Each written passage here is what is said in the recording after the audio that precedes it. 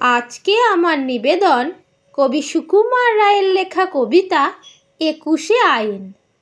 শিব ঠাকুরের আপন দেশে আইন কানুন সর্বনেশে, কেউ যদি যায় পিছলে পড়ে পেয়দা এসে পাকড়ে ধরে। কাজীর কাছে হয় বিচার, ২১ টাকা দণ্ড তার। সেথায় সন্ধে ৬টার আগে হাসতে হলে টিকিট লাগে। হাঁচলে পরে বিন টিকিটে দমদমাদম লাগায় পিঠে। কোটাল এসে নস্যি ঝাড়ে, ২১ দফা হাঁচিয়ে মারে। কারুর যদি দাঁতটি নড়ে ৪টি টাকা মাশুল ধরে।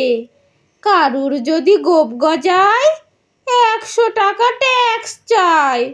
খুচিয়ে পিঠে গুজিয়ে ঘাড়, সেলাম ঠোকায় ২১ বার। চলতে গিয়ে কেউ যদি চায় এদিক ওদিক ডাইনে বায়, রাজার কাছে খবর ছোটে, পল্টনেরা লাফিয়ে ওঠে। দুপুর রোদে ঘামিয়ে তাই ২১ হাতা জল গেলায়।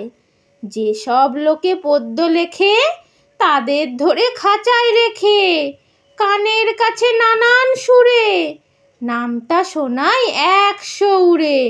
সামনে রেখে মুদির খাতা হিসেব কষায় ২১ পাতা। হঠাৎ সেথায় রাত দুপুরে নাক ডাকালে ঘুমের ঘোরে। অমনি তেরে মাথায় ঘষে গোবর গুলে বেলের কষে।